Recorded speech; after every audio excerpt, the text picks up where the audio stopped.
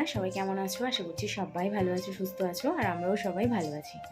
তো আজকে হচ্ছে সারাদিন কিছু ব্লগ টক কিছু করিনি, সন্ধ্যা থেকে শুরু করেছি। যাই হোক, দেখতে থাকো আর সাথে থাকো। আর এখন বাজে হচ্ছে রাত্রি 9টা।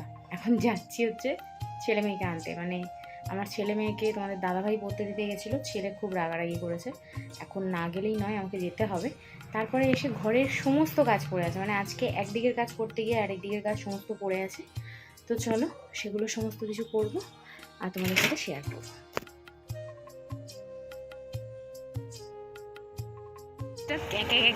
করে আওয়াজটা হচ্ছে। মা আবার বলছে, ও সামনে রাখি পূর্ণিমা আছে না, মা বলছে পূর্ণিমার কোঠালের জন্য মনে হয় বৃষ্টিটা বেশি হচ্ছে, বুঝলা? কি জানি, এবছর যেন আকাশ আকাশ ফুটো হয়ে গেছে, আকাশ ফুটো হয়ে গেছে।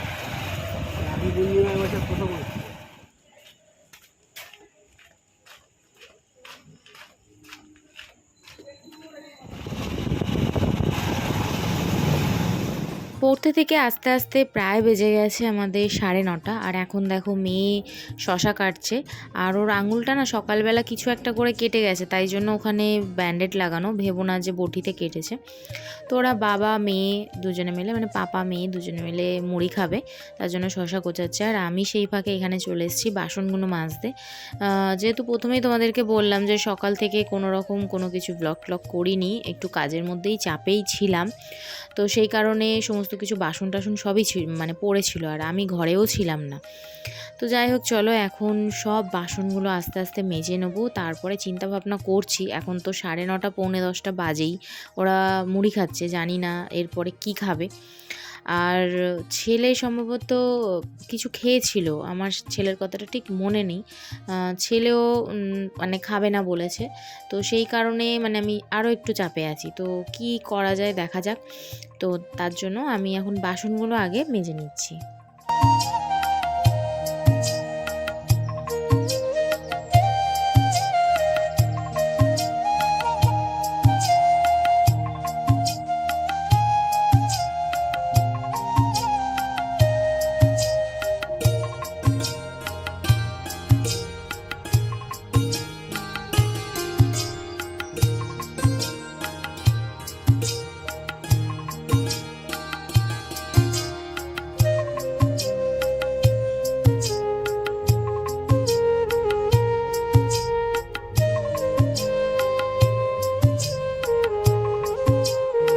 প্রেশার কুকারের ঢাকনা পরিষ্কার করার জন্য, মানে একদম চকচকে ঝকঝকে করার জন্য এখানে দেখো একটা ব্রাশ নিয়েছি। এই ব্রাশটা আমরা কেউ ইউজ করি না, তাই জন্য সেই ব্রাশ নিয়েছি। আর তাতে ওই ভিমবার যে সাবান, মানে বাসন মাজার যে সাবান, সেটা দিয়ে ভালো করে ডলে নিলাম। দেখো পুরো গাটা একদম পরিষ্কার হয়ে গেছে। ঘুমিয়ে পড়েছিস? হ্যাঁ, ঘুমিয়ে পড়েছিস? ঘুমিয়ে পড়েছিস? ঘুমিয়ে পড়েছিস? আর সাড়া দেবে না, ক্যামেরাটা অন করেছিস আর সাড়া দেবে না। ঘুমিয়ে পড়েছিস? কোথায় দেখি পায়ে লেগেছে? এ বাবা,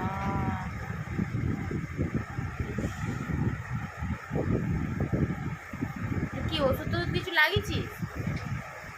স্যাররা দিয়েছে।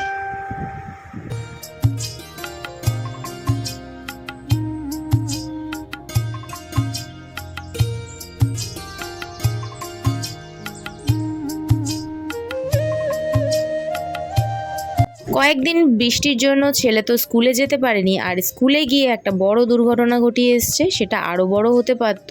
ইটের মধ্যে পাটা লেগেছে, পাটা না লেগে মুখ বা কিছু লাগতে পারতো। যাই হোক, ঠাকুরের অশেষ কৃপা, শুধু পাটার হালকার ওপর দিয়েই গেছে।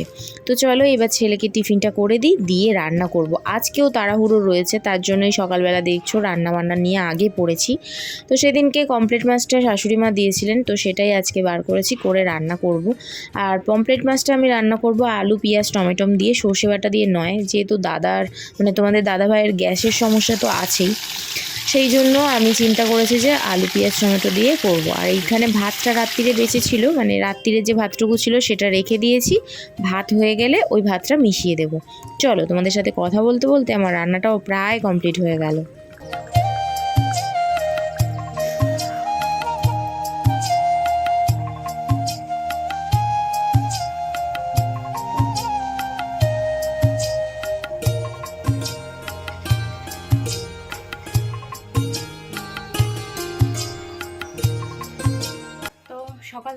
তাড়াহুড়োর মধ্যে ছিলাম, রান্না বান্না কমপ্লিট করে ঘরের কাজ কমপ্লিট করে এবারে বেরোবো, মানে আমি স্নান করব, স্নান করে তারপরে বেরোবো। খুব তাড়াহুড়োর মধ্যে আছি। কালকে রাত্রিরে সব বাসন মেজে রেখেছিলাম বলে বাসন মাজাটা কম ছিল। আর ছেলে স্কুল থেকে চলে এসছে, ছেলে ঘুমাচ্ছে। আর মেয়ে মেয়ে পরীক্ষা দিতে গেছে। মেয়ের 1:15 ছুটি হবে, ওই ধরো 1:30টার মধ্যে চলে আসবে। তো চলো বেরোবো, কোথায় যাচ্ছি কী বৃত্তান্ত সমস্ত কিছুই ভিডিওর মধ্যে বলবো, অবশ্যই আমার সাথে থেকো। দেখো স্নান টান করে আমি পুরো রেডি হয়ে বসেছিলাম, হঠাৎ করে তোমাদের দাদাভাইয়ের ফোন আসে যে আমি বেরিয়ে পড়েছি কি না। তো আমি বললাম যে না, বেরোবো।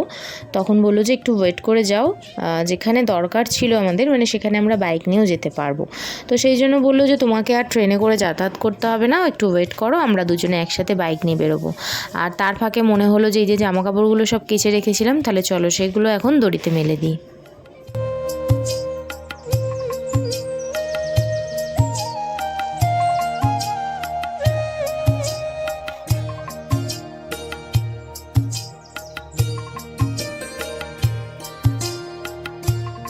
মেয়েরা হয়তো এমনই, জানো তো, একটু সময় পেলেই, একটু হাতে টাইম পেলেই মনে হয় চলো এই কাজটা বাকি আছে, এটা কমপ্লিট করে নিই, তারপরে বেরোবো। তো যাই হোক, আমারও কাজগুলো প্রায় কমপ্লিট হয়ে গেল, আর মেয়েও চলে এসছে স্কুল থেকে। এইটাতে আছে চাল, আর এই হচ্ছে গম। রেশন তোলা হলো, গমটা ভাঙাতে দিতে হবে আবার, তবে রুটি হবে।